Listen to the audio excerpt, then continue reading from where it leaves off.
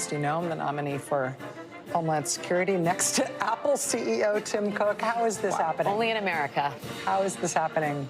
Why are people with tons of money up on the dais with cabinet nominees and family members? You can have civility in politics while you're playing sophisticated chess. You don't have to civility in politics while you're playing a dopey Pollyanna game. He is a liar in chief.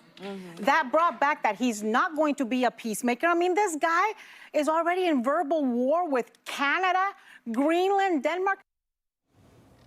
I'm having trouble with those earrings, but we'll leave that there. All right, now Time Magazine is out with a list of 11 science-backed activities. Science-backed, activities people can do to cope with their, quote, sense of hopelessness surrounding the inauguration. Experts and therapists suggest these activities may help those who are feeling emotional about Trump's return to take the focus off of their anxiety and gain perhaps a new perspective. They include suggestions such as this: giving back, zooming out. That means imagining a path, looking down the path, thinking about where you might be in the future. Journaling, crying with a friend, and something called forest bathing, or as normal people say, hanging out in nature. Joining me now, host of Newsline, Bianca De La Garza, and Democratic strategist and host of Let's Begin with Jenna Arnold. That would be Jenna Arnold. Great to have you both with us here. All right, Jenna, I'm going to start with you here. You're a Democratic strategist. You know, fine. If people are not Trump fans, that is totally fine. That's what's great about this country. But can't they just be grown up about it, that, you know, their guy didn't win or their gal didn't win? Katrina, I really appreciate it. I, too, am grappling with the earrings from some of the clips that you pulled. They probably deserve their own show. They just look like they hurt. You know, Katrina, I have to say, like, even in this summary, the language of the summary that you pulled from the Time Tips, that's actually not how I would summarize it either. Like the crying with a friend or zooming out or imagining a path. Like, it feels like it is a little bit like flippant, like, oh, you guys are so silly for being so heart heavy. And I would say that the other half of Americans who are very committed to not voting for this administration are concerned. And they're concerned in the same way that, like, I think the entire population of America is like, wow, we really hope we stay on track and do something to stabilize things and that we're not so mean to each other.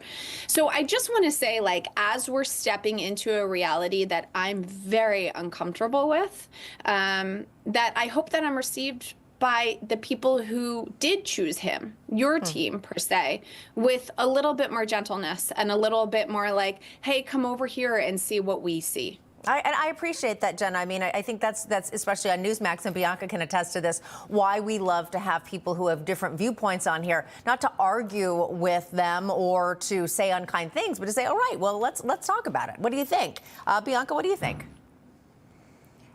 So the reality is that for years, the legacy media has said we're getting Hitler, we're getting, you know, the threat to democracy. You know, they built sort of this caricature of Donald Trump. And here we had an outgoing administration with tons of corruption. That's why the Biden family all got pardoned, right? We didn't hear that. We had basically Joe Biden was ill fit for office, but they were still going to try to run him, of course, until the 9th hour.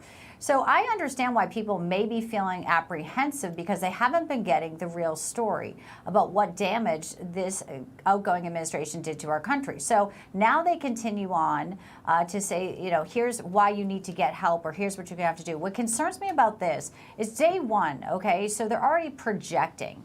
And I think we need to take a beat. Absolutely, people can disagree. Absolutely, people can have differing opinions. This is America, and this is why we love this country. We don't have to come to a consensus, but it's also why the media has been so destructive, because they have built a big lie about what you need to be afraid of, when in reality, we were very close to losing a lot of things that we love about our country. And I mean, smile at people, that's a great thing to say, but we can't be victims anymore. And this media keeps perpetuating that we have to be victims. And you know what? There should be optimism and there should be hope. And I really think publications like that are doing a huge disservice to people who are fragile mentally, who might be scared, and they're just capitalizing on it for clickbait. It needs to stop. Information. Truth is freedom. Is Newsmax. It's real news for real people.